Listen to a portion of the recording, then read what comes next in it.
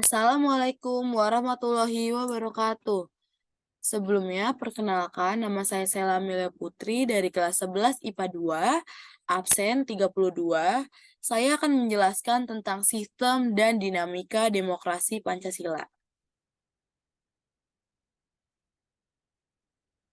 Sebelumnya, saya akan menjelaskan mengenai demokrasi. Demokrasi ini berasal dari bahasa Yunani kuno, yang berarti demos artinya rakyat, kratos artinya kekuasaan atau pemerintahan. Selanjutnya ada sejarah perkembangan demokrasi, yaitu sistem demokrasi awalnya terdapat di negara kota, city-state, Yunani kuno abad ke-6 sampai abad ke-3 sebelum Masehi. Sistem demokrasi ini di Yunani kuno adalah demokrasi secara langsung, yaitu direct democracy. Yunani kuno ini wilayahnya juga tidak luas, dan perkiraan hanya kurang lebih 300.000 jiwa penduduk. Kontrak antara beberapa bangsawan dan Raja John dari Inggris yang merupakan untuk pertama kali seorang raja berkuasa untuk meningkatkan diri, untuk mengakui dan menjamin beberapa hak dan privilege hak-hak istimewa dari bawahannya. Tonggak perkembangan gagasan demokrasi, yaitu merupakan kehidupan bernegara modern yang kekuasaan penguasanya tidak terbatas.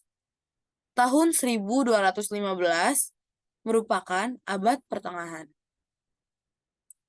Selanjutnya, pada zaman modern, demokrasi ini berdasarkan perwakilan. Prinsip-prinsip demokrasi.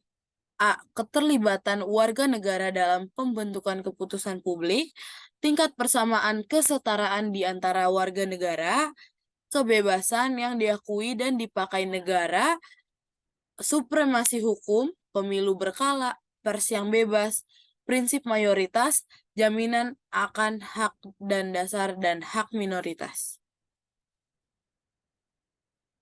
Lalu selanjutnya ada prinsip demokrasi Pancasila, yaitu pelaksanaan demokrasi Pancasila berarti menjaga persatuan dan kesatuan bangsa dan negara, saling menghargai serta selalu bermusyawarah dalam menyelesaikan berbagai permasalahan.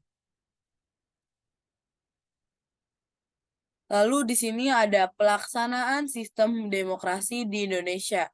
Yang pertama, pelaksanaan demokrasi pada masa revolusi, yaitu pada tahun 1945 sampai tahun 1950.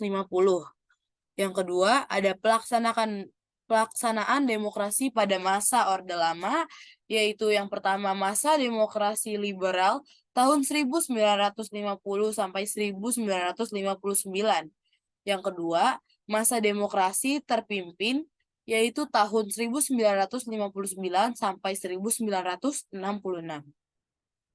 Yang ketiga, ada pelaksanaan demokrasi Orde Baru, tahun 1966 sampai 1998. Selanjutnya lagi, ada pelaksanaan demokrasi reformasi, yaitu pada tahun 1998 hingga saat ini. Sekian dari paparan materi yang saya sampaikan. Mohon maaf jika ada salah kata. Wassalamualaikum warahmatullahi wabarakatuh.